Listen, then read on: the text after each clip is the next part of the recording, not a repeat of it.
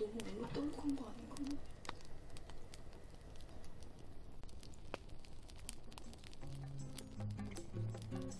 안녕하십니까 여러분. 네, 저는 인프제라고 하고요. 오늘도 여기 저희 골방에서 혼자 열심히 재미있게 책을 읽고 있지 말입니다. 10월 22일 화요일, 그리고 지금 오후 3시 정도 됩니다. 네, 오야등동 10월 한 달 동안 읽은 책들을 여러분들께 한번 이제 수다 또 정산을 해봐야 되지 않겠습니까? 집안에 여러저러 일이 많았어요.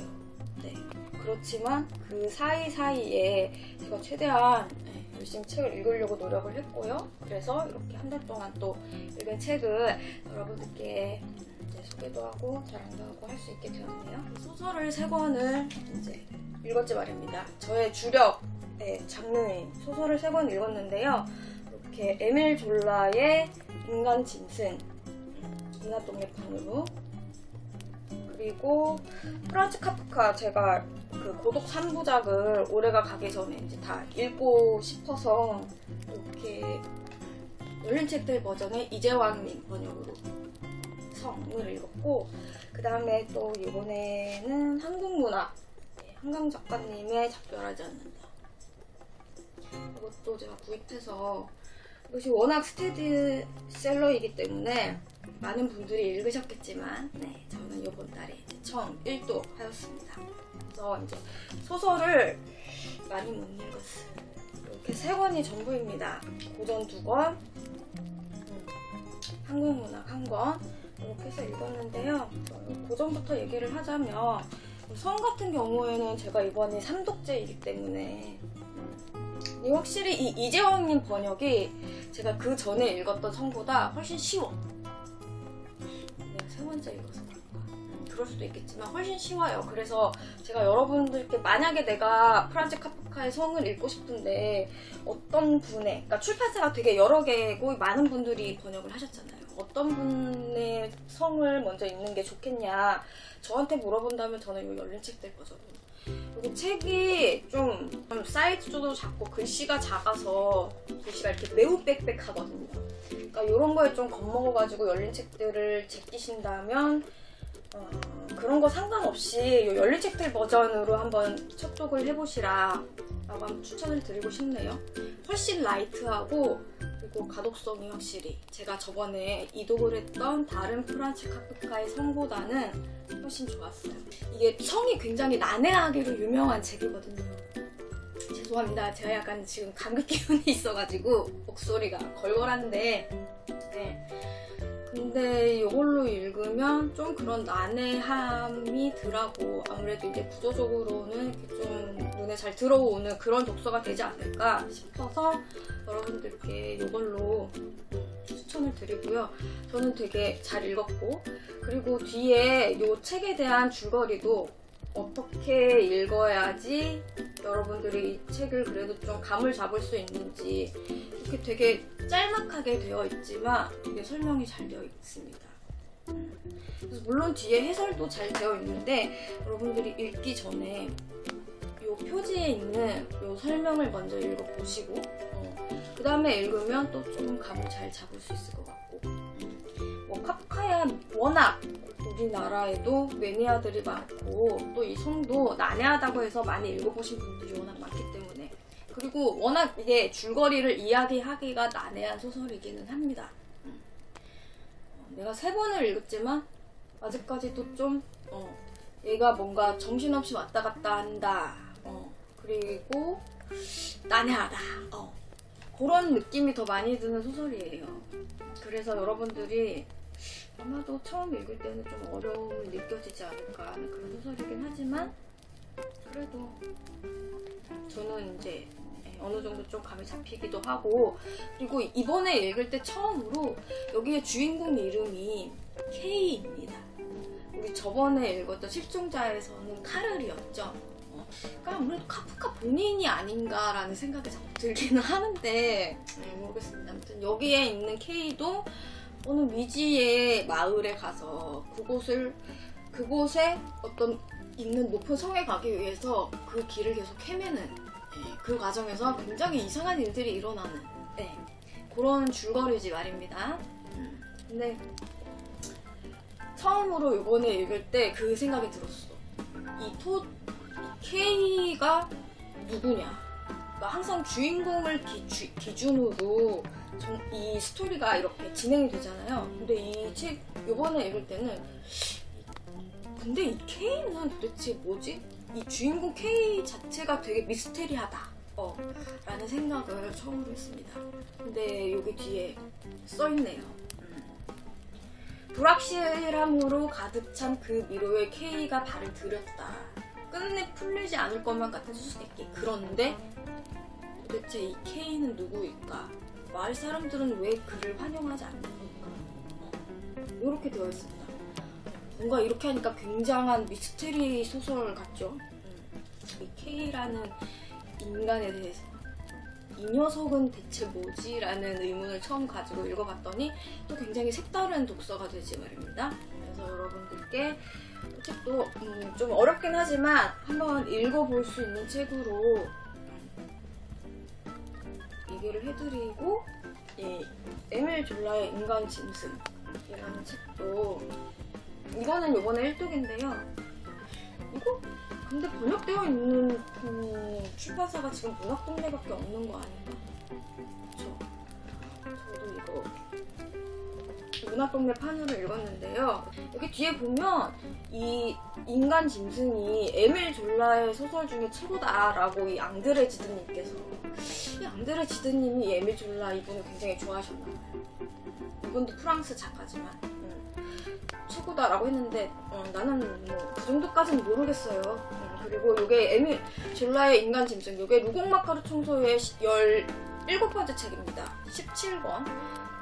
그리고 여기에 나오는 자크란티에라는 그 남자 주인공이 그 목로 주점에 나오는 제르베즈, 제르베즈하고 그다음에 그 한량 같은 그 란티에하고 사이에서 난 두 번째 아들이래요.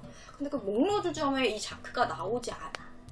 그래서 여기에 거기에서 자크가 나오지 않는 이유가 간단하게 설명이 되어 있긴 한데, 근데 이게 좀 어거지스러운 약간 그런 게 있었어요, 저는. 그래서 이게 너무 갑자기 뜬금없이 웬 자크? 약간 그런 느낌이 들었고, 아무튼 얘가 두 번째 아들이고요. 근데 요게 이렇게 루공 마카르 총수가 총 20권이잖아요. 그러니까 이게 거의 후반부에 속하는 책이란 말이에요. 그쵸?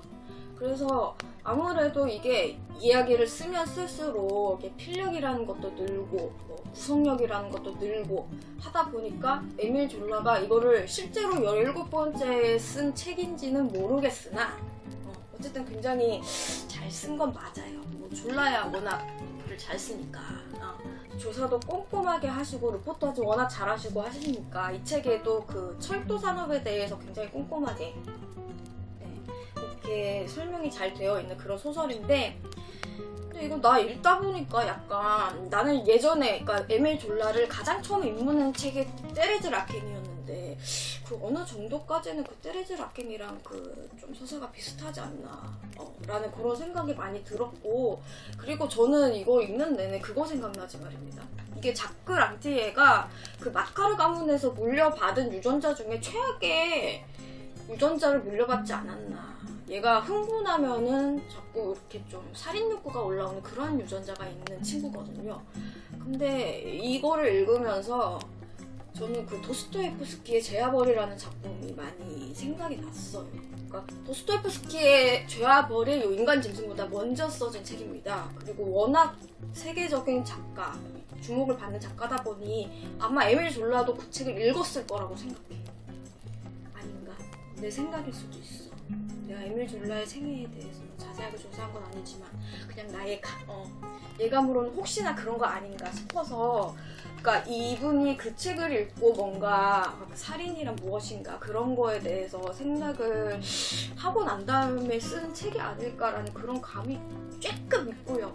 그래서 그 죄와벌에 보면 라스콜레니코프가 굉장히 지식인, 그 우울증에 걸린 지식인, 그래서 되게 꼬름한 생각들을 하다가 결국에는 자기의 논리에 이렇게 넘어가서 살인을 저지르는 그런 책이었잖아요.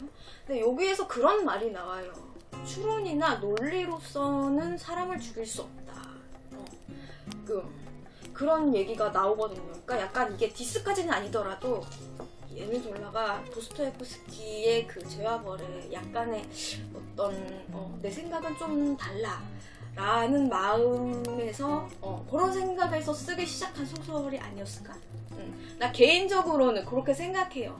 왜냐면 내가 도스토옙스키를 굉장히 좋아하는 작가이기 때문에 그랬고, 그러니까 이 에밀 졸라의 얘기는 그거지. 인간은 그냥 짐승이고 그거를 그러니까 도덕이나 어떤 양심 그런 거를 교육으로 이용해서 이렇게 눌러놓은 것 뿐이지 막상 이게 유전적인 요소에는 그 짐승의 기반이 깔려 있다.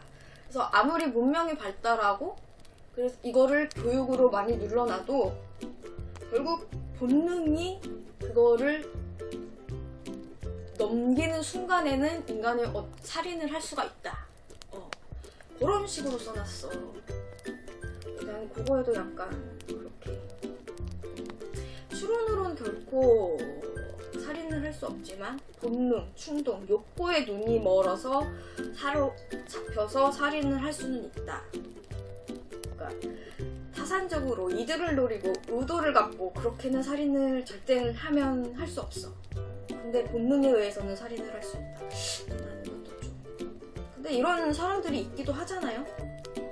그리고 아무리 교육을 해도 교육으로 안 되는 그런 문제를 가지고 있는 사람들도 요새는 이제 좀 많이 밝혀졌죠. 아무튼 저는 이게 그런 살인에 대해서 어떤 경우에 인간이 살인을 하게 되는가, 어떤 경우에 살인이 이해될 수 있는가, 좀 생각이 많게 된 그런 책이었고, 그리고 확실히 이게 좀 상징성이라던가 이 사람이 말하고 싶은 게 이런 거구나라는 게 확 도드라지는 그런 책이기는 했어요. 근데 저는 이게 너무 정리가 이렇게 좀 딱딱 되어 있어가지고 오히려 좀 재미가 나는 이 앙드레 지드 선생님의 그 에밀 졸라 소설 중에 최고다라는 것까지는 모르겠어. 그냥 재밌게 읽었지만, 예.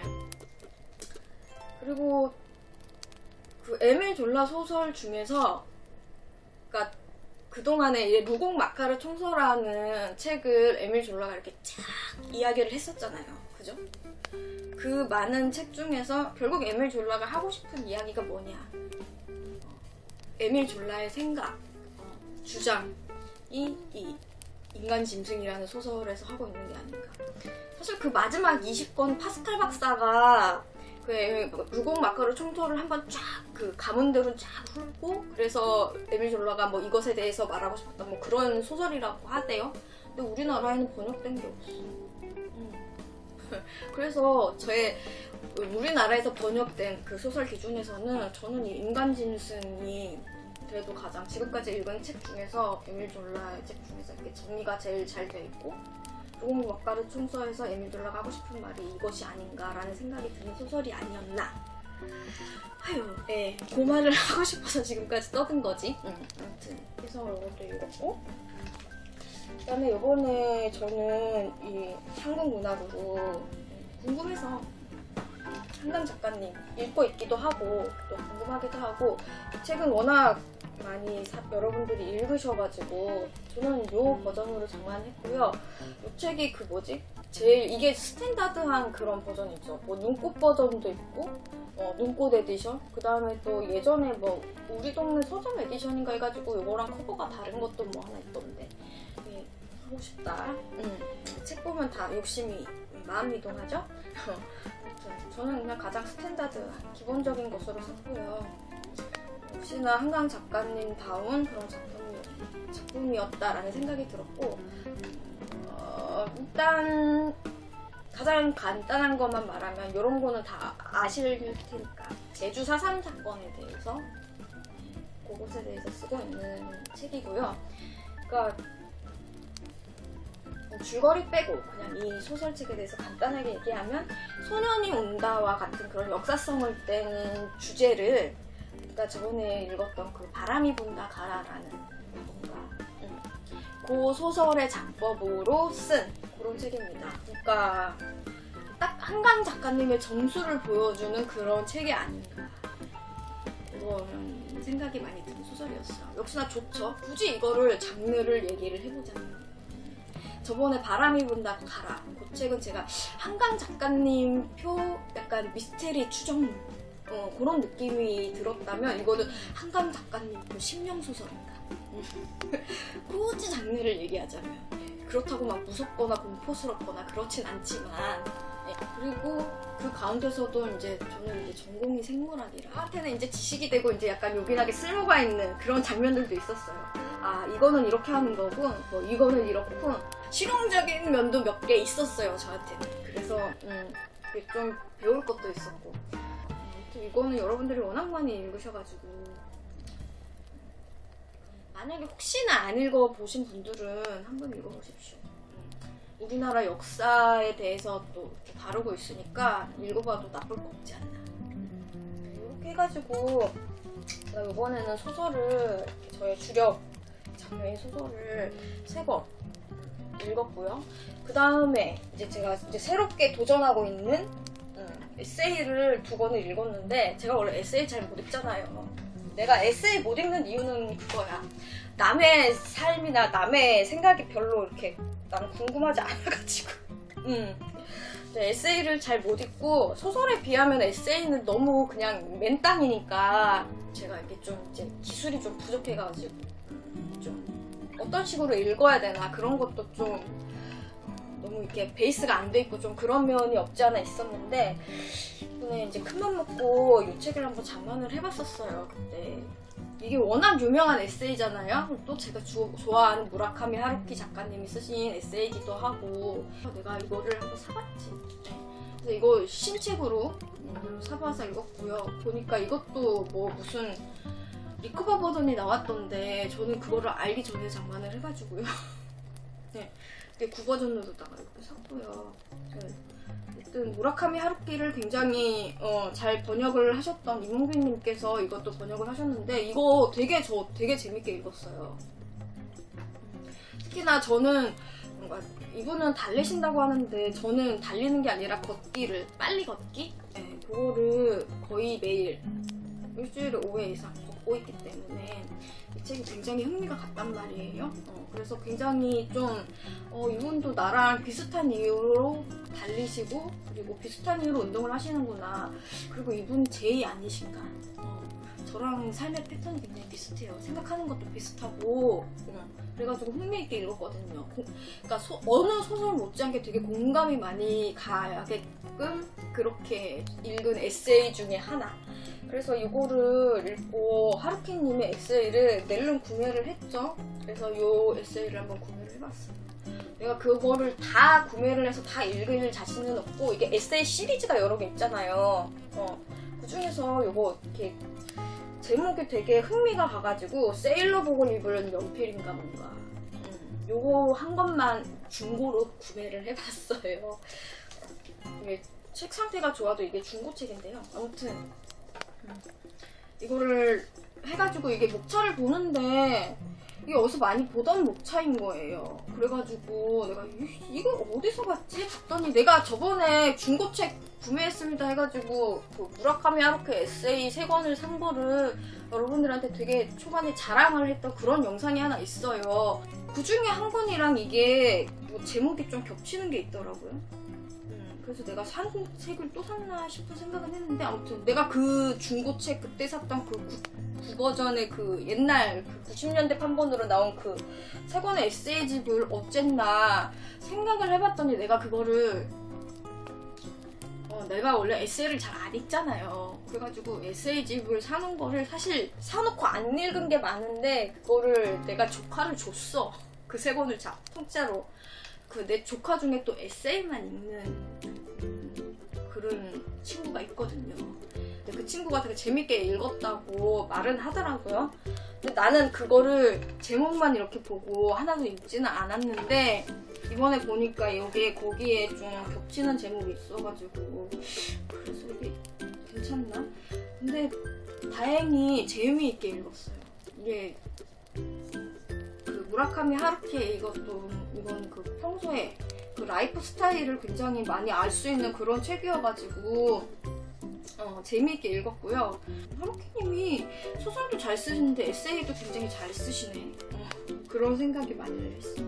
이분이 되게 엉뚱한 분이시구나 그런 생각도 많이 했고, 그리고 요 에세이가 재밌어가지고 요 시리즈를 한 번 더 계속 읽어볼 생각이기는 한데, 아무튼 무라카미 하루키 에세이집을 시작으로 해가지고 내가 앞으로 어떤 에세이집에 또 하나씩 도전을 하게 될지 모르겠습니다. 그래서 요새 특히 10월달에 내가 에세이 검색을 좀 많이 하고 있는 그런 나의 모습을 발견하게 되었어요. 아무튼 그래서 이렇게 에세이집을 두 번을 읽어봤고요. 그리고 네, 올 여름부터 해가지고 또 시집을 읽고 있잖아요. 그래서 지금 한참 시집에 꽂혀 있어가지고 요번에 이렇게 시집을 이렇게 그쵸? 난 꽂히면 또 이제 그 몰아서 읽는 거지. 이렇게 많이 읽어봤는데요. 시집을 이제 좀 많이 이제 요번 달엔 주력으로 해가지고 읽은 거지. 사이사이에 이런 에세이나 소설 있는 사이사이에 많이 읽었는데, 그 중에 한 권이 김민정 시인님의 너의 거기는 작고 나의 여기는 커서 우리들은 헤어지는 중입니다 라는 제목의 시집입니다. 문학가 지정사에서 나온 거고, 이게 저는 제목이 좀 자극적이라서 구매한 책 중에 하나였고요. 그래서 이번에 읽었는데요. 이 김민정 시인님이 2000년대에 등장을 대표하는 굉장히 유명한 시인 세 분 중에 한 명에 들어간다고 하네요. 이거 되게 재밌습니다, 여러분. 읽으면서 시인의 삶이란 어떤 것인가, 시인이란 어떤 존재이며, 시인의 삶이란 어떤 것이며, 시를 쓴다는 건 무엇이며, 그들의 라이프 스타일은 어떤 것이며 하는 것들을 이 시집을 통해서 나는 많이 느낄 수가 있었지.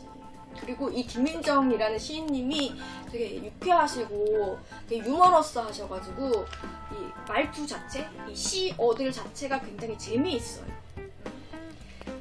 단지 이렇게 좀 이렇게 빽빽한 느낌의 시를 많이 쓰신다. 그런 이렇게 이분은 이렇게 그 시처럼 이렇게 안 쓰시고 이렇게 길게 쓰는 시를 많이 쓰셨더라고요, 이 책에는. 근데 이거 되게 재밌었고요. 만약에 내가 읽은 이 책 중에서 여러분들이 읽을 수 있을 만한 책 중에서 뭐를 추천해주고 싶어요 하면은 저는 이거 추천해드리겠어요. 이번에 읽은 책 중에서는, 시집 중에서는. 이게 제가 이렇게 목차에 여러분들 보실지 모르겠지만 동그라미쳐놓은 시들은 다 되게 재밌고 좋았던 시들이거든요. 그러니까 이게 되게 많잖아요. 재밌어요. 뭐 시집 워낙 많잖아요. 그 중에서 뭐 한번 뭐 읽을까, 요거 재밌는 것 같아요. 한번 읽어보시길 추천드리고요. 그 다음에 읽은 책이 이건데요. 이것도 제가 제목이 굉장히 자극적이라서 장만한 책이었는데, 요거는 중고책으로 장만을 했고요. 그래서 이게 사랑나무 가족 도서관에 있었던 책입니다. 그래서 요 중고로 구매를 하였고, 요 시집의 제목은 어떤 선물은 피를 요구한다 라는 제목의 시집이고, 시인은 최치연님. 이분이 원래 극장을 쓰시는 분인데 이렇게 시집을 내셨다고 하시더라고요. 그리고 이게 2011년 한국도서관협회에서 우수문화 도서로 선정이 됐대요. 이런 것도 선정이 되는구나. 왜냐면 이게 내용이 되게 세. 되게 자극적이고 되게 센데, 나 이거 읽을 때 처음에는 좀 어려운 느낌이 들어가지고 무슨 내용인지 하나도 모르겠다 그런 생각이 들었거든요. 근데 이거 뒤에 해설을 읽고 다시 한번 읽어보고 난 다음에 이해가 된 책이었고요. 그리고 이게 하나하나의 시들이 굉장히 자극적이고 센데, 이거를 통해서 이 시인이 하고 싶은 이야기, 그러니까 시를 쭉 읽고 나서 보니 이 책에서 이 시집을 통해서 하고 싶은 이야기 자체는 굉장히 건전하고, 그리고 주제가 물론 파격적이고 좀 세긴 하지만 이런 얘기를 하고 싶었던 거였구나 라는 그런 시집이었어요. 시집 하나하나가 굉장히 자극적이라서, 이런 자극적인 저같이 매운맛 좋아하시는 분들 있죠? 그런 분들한테는 요 시집도 한번 추천을 해봅니다. 이거 아마 중고로 구입해야 되지 않을까. 어떤 선물은 필요를 요구한다는 시집이고, 이게 우수문학 도서라고 선정이 됐으니까 또 이거를 읽어서 내용이 굉장히 자극적이고 세고 막 그로테스크 하더라도, 아니 이거 우수문학 도서로 선정된 거야. 그 나쁜 책이 아니라고. 막 이렇게 해가지고 이게 당당하게 읽을 수 있는 그런 시집이에요. 저는 이거 되게 재밌게 읽었어요. 일단 내용이 강하고 자극적이고 세고, 그리고 화끈하고 주제도. 근데 이것에 대한 주제 자체는 또 약간의 의문이, 그러니까 이 시인이 하고 있는 그 주제 자체에 대해서는 약간 또 의문이 들기는 하지만, 어쨌든 시집 하나하나는 굉장히 마음에 들었습니다. 그래서 재밌었다. 야한 시도 많이 나오고, 재밌었다. 취향이었다. 그렇고, 그 다음에 이제 여러분들께 또 이제 떨어보지도 않고, 레어의 반다라. 이게 한문이라가지고, 레어의 반다라. 이성복 시인님의 시집입니다. 이게 레어의 반다라가, 이게 뭐 신라시대 때 향가의 제목이라 그랬는데, 그리고 이게 지금 한글로 해석을 하면은 오다 많이 서럽더라 라는 그런 뜻이래요. 그러니까 시들이 굉장히 다들 서러워요. 그리고 뒤에 보면 이 레어의 반다라라는 시만 이렇게 1부터 해가지고 9편까지 요 시들만 이렇게 또 쫙 나옵니다. 뒤쪽에.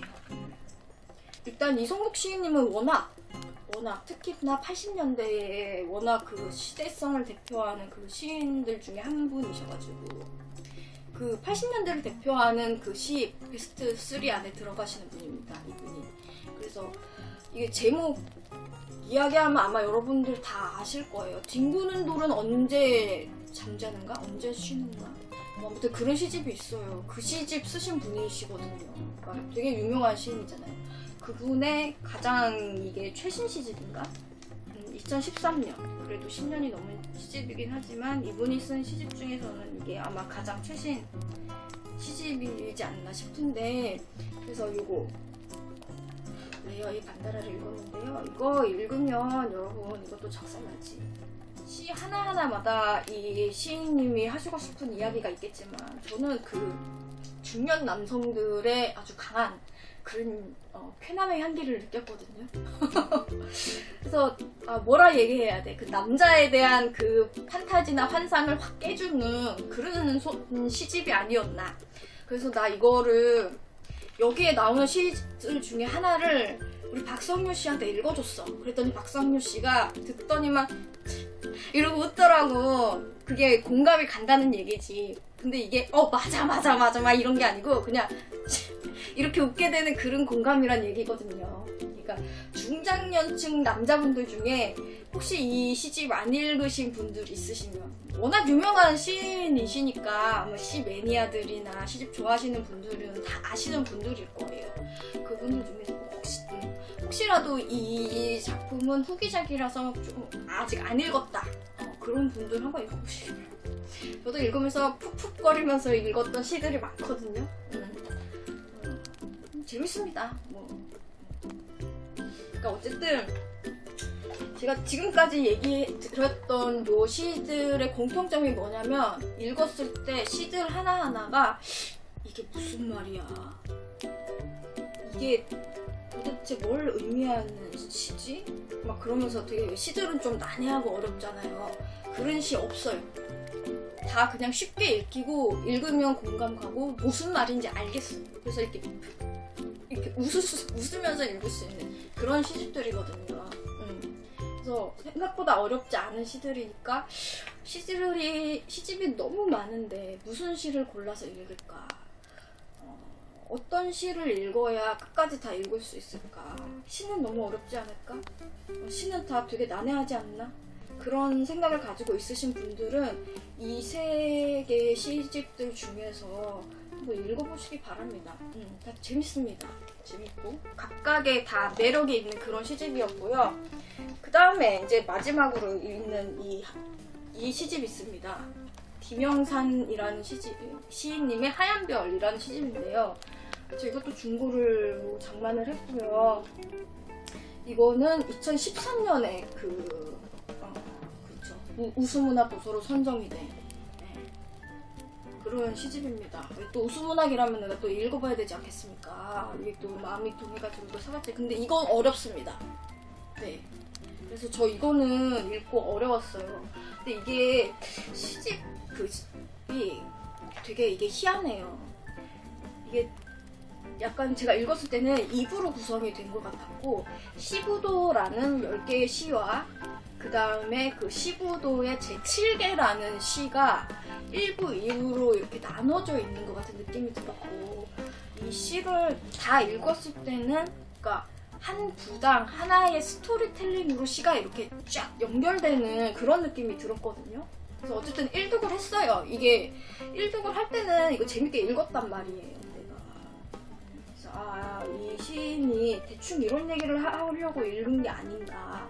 그리고 내용도 되게 좀 이게 약간 좀 막 영혼의 얘기도 나오고 막 귀신도 나오고 뭐 막 죽은 사람도 나오고 막 장래 얘기 나오고 막 이래가지고 되게 약간 좀 그런 영적인 그런 요소들이 많이 나와요. 그래서 이게 약간 우리나라 스타일의 약간 그 장래 방식 그런 것들을 가지고 해가지고 막 이야기를 끌어가는 것들이 약간 좀 되게 영적인 그런 내용인가 싶기는 하고서 1독을 하고 나 요거 뒤에 그 정갈이라는 문학평론가님께서 해설을 해주셨어요. 그래가지고 이거를 읽었는데 이 해설을 읽고 나서 이거를 생각을 해보니까 이 시가 너무 어려운 거야. 이게 이렇게 어려운 시였다고? 나 이거 봐요, 여러분. 나 막 이렇게 줄쳐가면서 이거 해설을 읽었단 말이에요. 근데 이게 되게 해설을 읽고 나서 보니까 이 시가 너무 어려운 시였어. 그래서 나 이거 읽을 때 재밌게 읽었는데 이걸 다시 재독을 해봐야 될 것 같아요. 그래가지고 혹시 이 시집 여러분 읽으신 분 계십니까? 여기서 말하고 있는 게 무엇인지. 재밌게 읽고 나서 되게 난감하고 그런 아이러니에 빠져버린 그런 시집이었고요. 근데 아무튼 이 시집은 좀 어렵습니다. 혹시 이 시집 샀는데나 아직 안 읽었다 그런 분들한테는 이거 여러분 읽고 나서 해설 읽지 마시고 그냥 본인 스타일로 즐기시고요. 그러기를 추천드리고요. 그리고 관심은 있으나 이거를 그게 여러분 이거 한번 읽어보세요. 이렇게 추천을 드리기는 좀 어려울 것 같아요. 이게 좀 어렵거든요. 시 자체도 어렵고 또 재미는 있으나 이 시집은 이제 두고두고 읽어야 될 것 같은데 너무 여기서 설명하고 있는 게 어려워가지고 언제 다시 재독을 하게 될지 모르겠네요. 되게 아무튼 그렇습니다. 해설을 읽어보니 더 난해해져 버린 그런 시집이었어요. 되게 어려웠다. 요거는 좀 어려웠어요. 그래서 그걸 감안해서 나름대로 즐기시겠다 하시는 분들은 읽으시되 어려운 걸 감안하시고 읽으시기 바랍니다. 이렇게 해가지고 이렇게 시집까지 해가지고 4권 이렇게 읽었어요. 해가지고 이번 10월달에 제가 읽은 책이 몇 권이야? 9권. 이번에는 이게 좀 장르의 다양성을 줘봤다. 고전소설 2권, 한국문학 1권, 그 다음에 수필 2권, 그 다음에 한국 시집 4권 이렇게 해가지고 읽었는데요. 이번 달의 베스트는 저는 이거 뽑겠어요. 무라카미 하루키님의 달리기를 말할 때 내가 하고 싶은 이야기. 제가 에세이집을 별로 안 읽었고 거의 처음 읽어보는 에세이임에도 불구하고 저는 요번에 이 책이 베스트. 그래서 혹시 아직 안 읽어본 분들이 계시다면 읽어보시고 특히나 뭐 달리기, 뭐 저처럼 유산소 운동 그리고 이렇게 꾸준히 운동하시는 분들 그런 분들이 읽어보면 공감이 많이 가지 않을까 그런 생각이 듭니다. 뭐 워낙 많이들 읽으셨겠지만 혹시나 안 읽으신 분들 이번 달 추천. 그리고 더불어서 시집도 이 시집은 굉장히 재밌으니까 한번 읽어보시라고 추천드립니다. 그래서 이번 한 달 동안에 읽은 책들에 대해서 수다를 마치고요. 저는 또 다음에 읽을 책들로 여러분들을 찾아올 수 있도록 하겠습니다. 뭐 이것저것 책과 관련해서 찍고 있으니까요. 여러분들이 항상 제 부족한 영상 재미있게 봐주셔서 너무너무 감사하고, 그리고 구독과 좋아요 눌러주시면 너무 감사하겠고, 그리고 이번에도 책 재밌게 잘 읽었고요. 그리고 같이 재미있게 독서하도록 합시다. 영상 봐주셔서 감사합니다. 안녕.